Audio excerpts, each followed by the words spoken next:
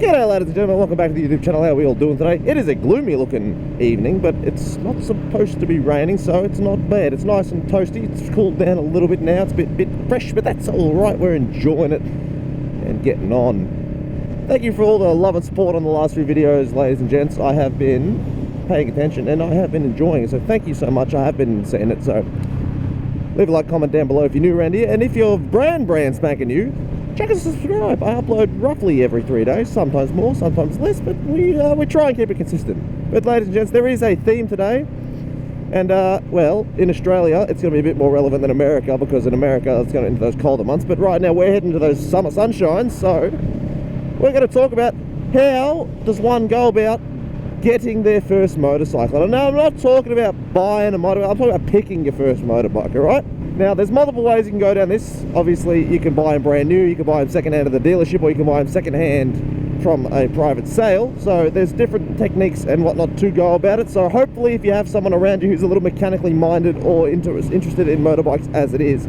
perhaps bring them along, because that will be your first first little bit of help that you can get whilst actually buying a bike. So definitely bring someone who knows what they're doing along with you. Try and make yourself do like a bit smarter by doing some research. Bring yourself a pen light so it looks like you know what you're looking at when you're looking at the bike. Make sure you ask for the bike to be cold if you're buying it private, stuff like that, because you don't want to have a warmed up bike that's running, because a lot of the issues sometimes start when the bike is cold as opposed to when the bike is warm. Or in Jason's old you know, Hyosung, the coil would die if it was heated up. Anyway, so when it comes to picking your first bike, let's pretend, say you got the money, we're going buying a brand new one. Obviously in Australia you got to buy your Lambs motorbikes, so your restricted powered one, 660 cc's or less, and no 600cc sports bikes. So unfortunately the Kawasaki 636 is off the table, alright? But this, if you're an Australian, already know this, alright? But the dealerships will help you. First of all, you need to know what you're expected to do. So if you're commuting or riding a lot, you know, you might not want a super sport style bike. If you're just wanting it for the fun stuff, maybe you want a sport bike. Or if you just like sports bikes, maybe a sports bike for you. If you want to do a bit more in between, you go for more naked. If you just want to go for long-term cross-country style cruising, well then a cruiser bike's more your alley. Okay? First step is to picture the bikes in front of you. So obviously go Google them, have a look around what's available. And now you got to go in person and see them, because sometimes you might look at a bike on Google and think it's hideous or beautiful, and then when you see it in person, it's actually quite the opposite, which, look, it's happened before to me, it's happened to probably you, it's happened to a lot of people, alright? So I used to think there's a few bikes that I didn't like too much, actually. The R7 I didn't really like until I looked at it in person, and that changed everything, because now I'm obsessed with those bikes. Same with the MT-09, the second gen one, that was very, very beautiful when I saw it in person. But dude, see him in person, really have a good look at him, because once you see him in person, everything changes, because that's when you really start to see it in a 3D space. You get to visualize it, know what it's like, look, feel it.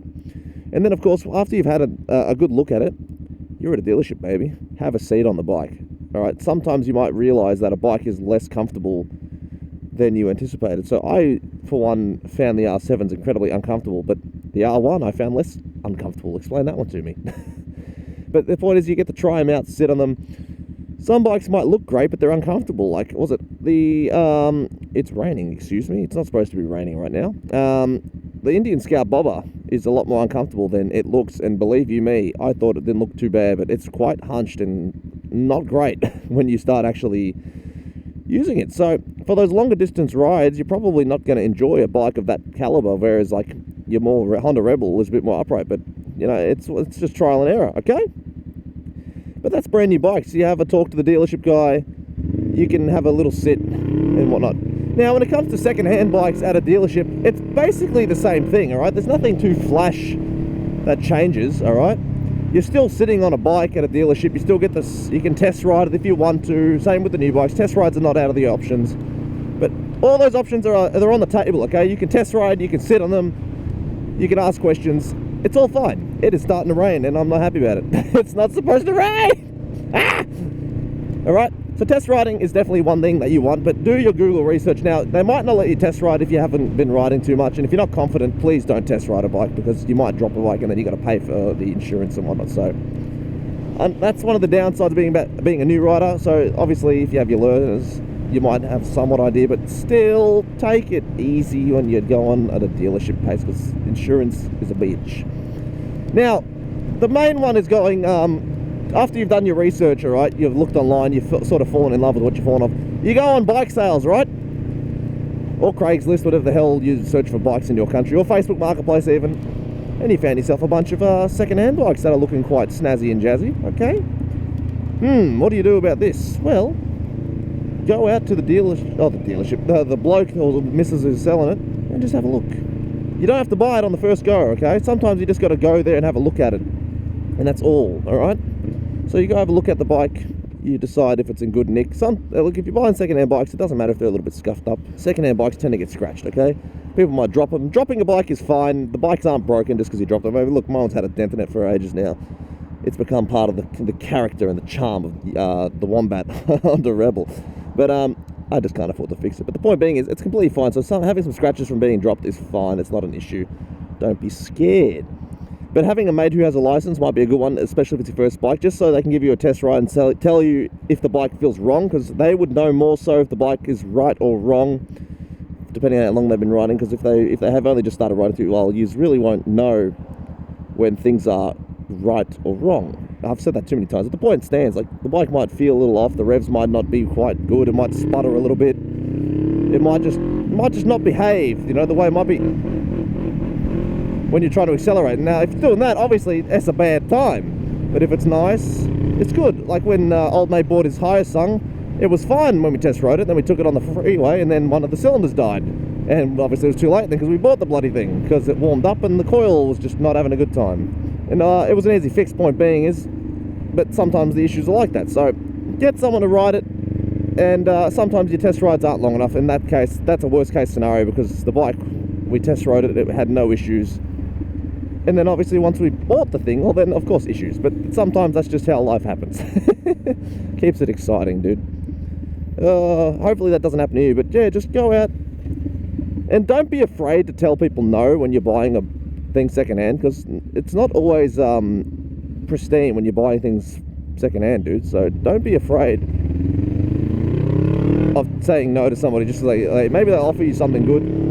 One thing I would say is probably don't take their gear if they're selling secondhand gear, unless it's like a jacket or something. Like secondhand helmets, I would just stay away from, avoid them at all costs. But yeah, give yourself a good test ride, or let someone you know who you trust test ride it, and don't be afraid to tell the person it's not for me, okay? Same thing with the dealership. Don't get sucked into their sweet words, man. It's really easy to get swindled and tickled in the wrong way and then you decide to buy something. Because trust me, mate, it becomes an expensive lesson. And well, Hugh's very happily telling us the term of buy once, cry once. So stick to that one. You buy the thing you want once. Don't buy something you think you want, realize it's the wrong thing, and then have to do it again, because it just becomes bloody expensive, mate. Ugh. Thank God the rain started to die down a little bit, but it's still going. I told you it looked a bit gloomy at the beginning of this video, but hey. Tell you what though, I'm definitely a little bit more zazzed up than last time. Last time I was all dead from lack of sleep. Now this time I'm all full of energy, so life is good. I'll tell you what, unrelated, I have one of those Secret Labs chairs because I'm a bloody dork, right? And they just released that recliner upgrade, and it arrived today, and I tells you, I'm a happy chappy. I fucking love that thing. Spent all of 10 minutes putting it on. In reality, it takes like 2 seconds to actually attach it, but the box was harder to dismantle than putting on the whole thing. Ah! Now we're riding a little bit faster. The rain's picking up. I'm not liking it. Ow! It stings. Ah! Riding in the rain with a t-shirt hurts, boys and girls. Don't do it if you can avoid it. Thank God we're nearly home, but point being is, just be careful when you're riding, rushing into buying your first bike. Don't rush, alright? That's pretty much the only thing that I can tell you that you should heed. Like, you might get swindled by a dealer. That's fine. It happens to the best of us. But just don't rush. My brother's a serial rusher when it comes to buying vehicles, and he's made a few bad decisions because of it. So just take your time, breathe a little bit, and don't be afraid to say no, because at the end of the day, it's your money you're spending, so you don't want to end up spending too much of it if you don't have to. Bloody rain. Oh, A good acceleration always feels nice. I can't wait to get a faster bike. That is all I have time for. I do hope you've taken what I've said into account. I do hope you've learned. I do hope you're interested, and hopefully you're getting a new bike soon. If you are getting into riding, definitely let me know in the Discord or down and below. Send me a DM on Instagram of your new bike, or just send me a photo on Discord. And welcome to the community, kids. Leave a like, comment, and subscribe. Take it easy, keep it cheesy. And as always, have a lovely day riding. Peace! Bye!